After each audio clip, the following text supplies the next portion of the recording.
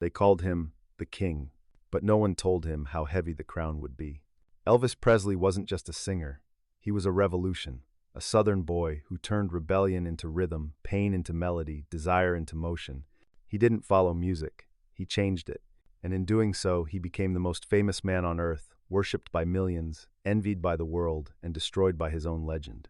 He rose from poverty to palaces, from gospel halls to Graceland. And yet, at the height of his glory, surrounded by gold records and screaming fans, he was alone, exhausted, addicted, and haunted by the question every god eventually asks. What happens when the worship ends? They saw the hips, the smile, the glittering jumpsuits. They didn't see the man behind them trembling before every show, numbed by pills, searching for peace in a world that only wanted the performance. In August 1977, the world stopped. Elvis Presley found dead in his bathroom. The King was gone, 42 years old, his body poisoned by the very escape he sought. They said it was heart failure. But the truth ran deeper, a slow collapse of a man trapped inside his own myth, crushed under the weight of being the king. Everyone remembers the music. Few remember the silence that followed. Because Elvis Presley didn't die on stage. He died trying to step off it. Before the rhinestones, before the Vegas lights, before the name Elvis meant anything at all, there was a quiet boy from Tupelo, Mississippi. Elvis Aaron Presley was born on the 8th of January 1935 to Vernon and Gladys Presley, a working-class couple who struggled to survive the Great Depression. He had a twin brother, Jesse, who was stillborn, a loss his mother never recovered from. That shadow of love, loss, and longing would follow Elvis for the rest of his life. The Presleys were poor, dirt floor poor. They moved from house to house, Vernon working odd jobs, Gladys doing laundry for neighbors. But even in that hardship, there was music. Gospel poured from the radio on Sundays, and the little wooden church down the street was filled with voices that reached for heaven. That's where Elvis first learned how to feel sound, not just sing it. He once said, "When I sang those hymns, I didn't know if I was praising God or crying out to survive." As a teenager, he moved with his family to Memphis, Tennessee, a city humming with rhythm and contradiction. Black blues drifted from Beale Street, white country poured from the honky-tonks, and in between them was a sound no one had yet named. That's where Elvis found his voice, not in school, not in training, but in the mix. He soaked up everything, the gospel of the church, the blues of the street, the raw emotion of black musicians like Arthur Crudup and B.B. King. He wasn't stealing their sound, he was absorbing it, translating it through his own pain, his own hunger, his own rhythm. In 1953, at just 18, he walked into Sun Records and paid $4 to record a song for his mother, My Happiness. The receptionist, Marion Keisker, heard something different in his voice, something trembling between innocence and rebellion. When Sam Phillips, the founder of Sun, heard him later, he knew what he'd found. "If I could find a white man who had the Negro sound and the Negro feel, I could make $1 billion, Phillips had once said. Elvis became that man. When he stepped to the mic and sang That's All Right in 1954, the world tilted. It wasn't just music, it was movement. Something alive, untamed, dangerous.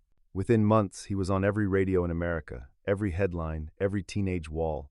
His voice crossed racial lines, gender lines, moral lines, and terrified the establishment. Parents called him obscene, pastors called him sinful, teenagers called him freedom.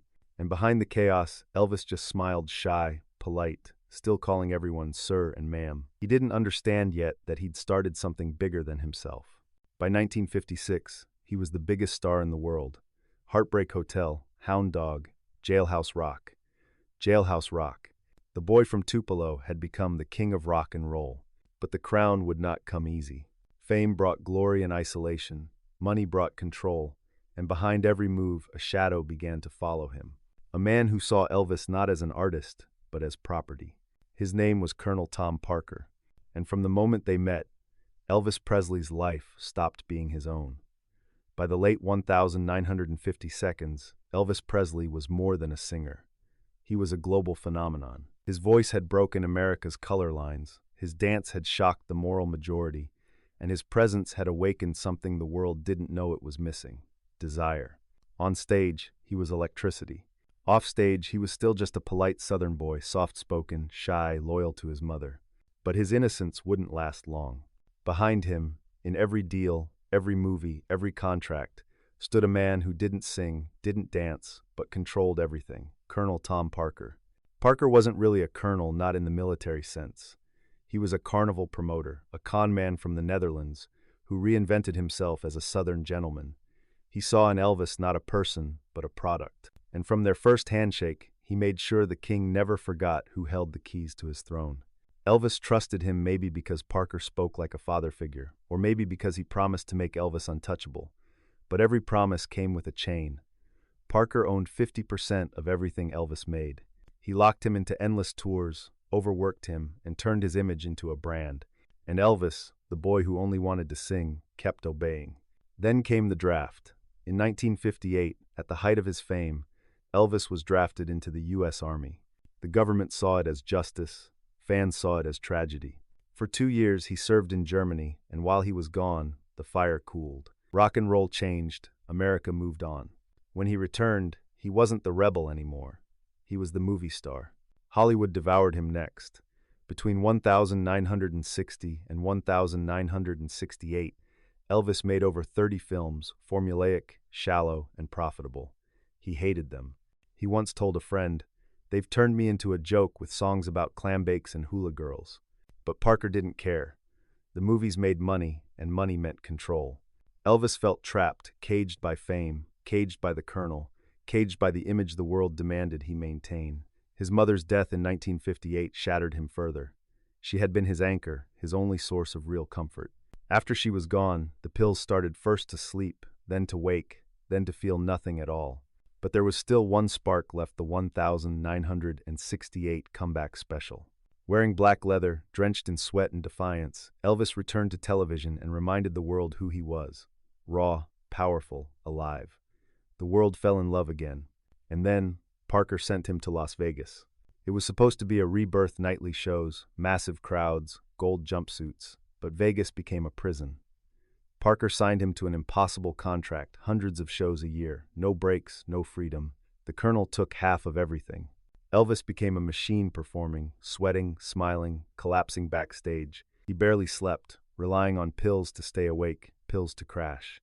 His world shrank to the walls of Graceland, filled with bodyguards, doctors, and fear. Friends said he would pace through the night, talking about God, loneliness, and destiny.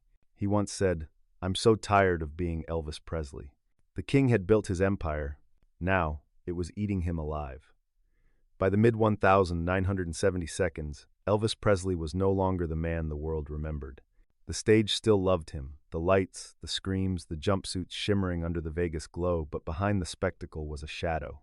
The boy who once shook the world with his hips was now trembling, just trying to stand. He was addicted not to fame, not to money, but to survival.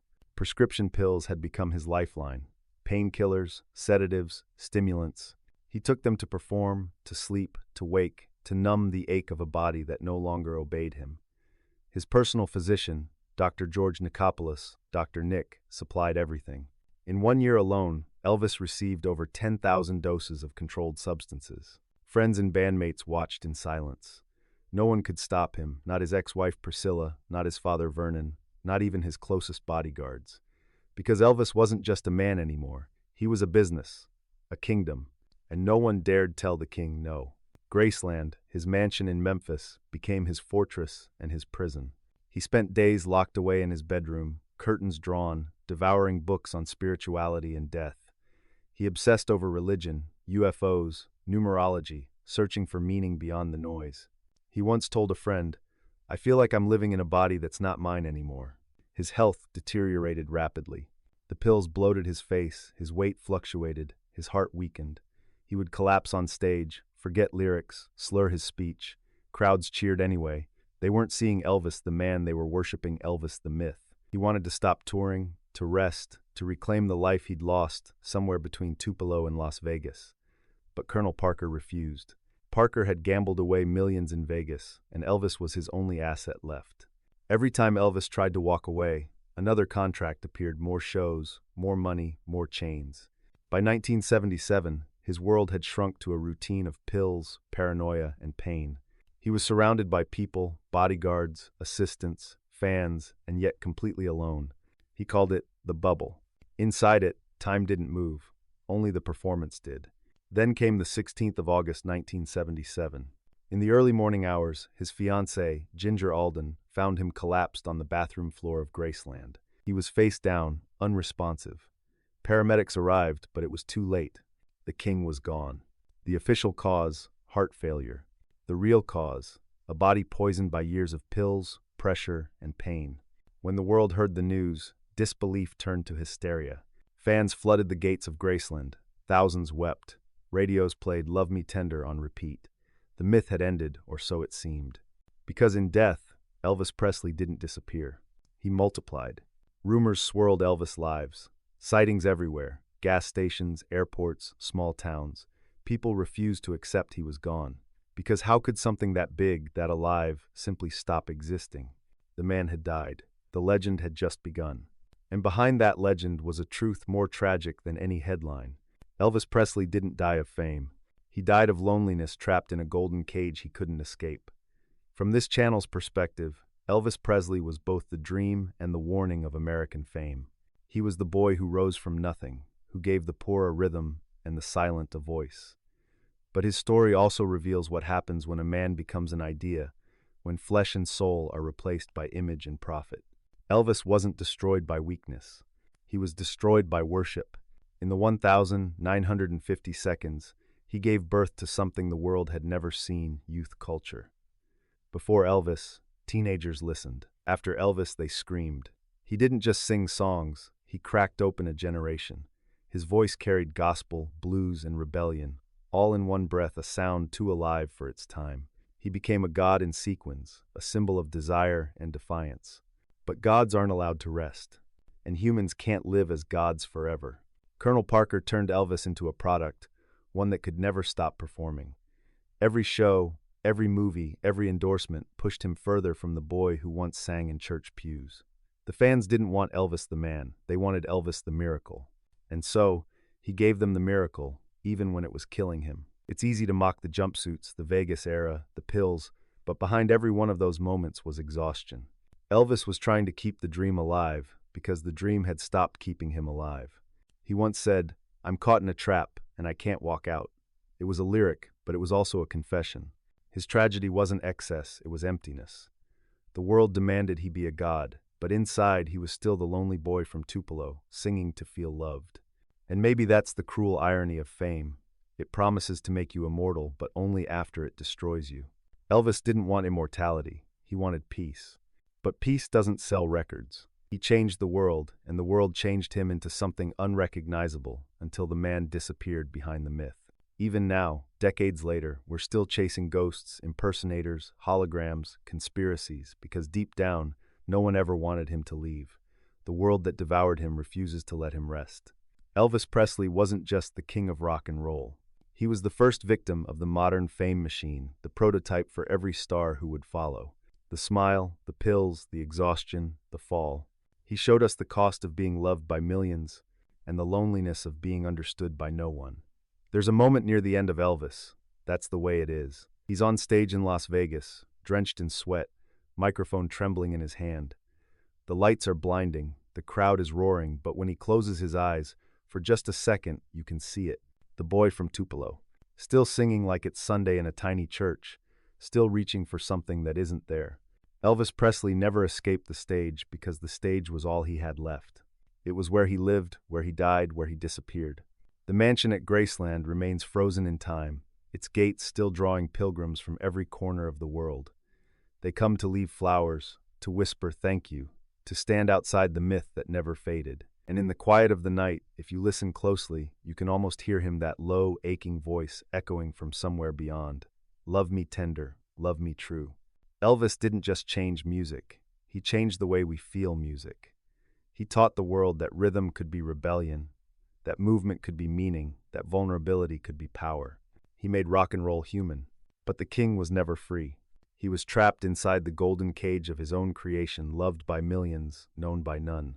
He once said, "I'm not the king. Jesus Christ is the king. I'm just a singer."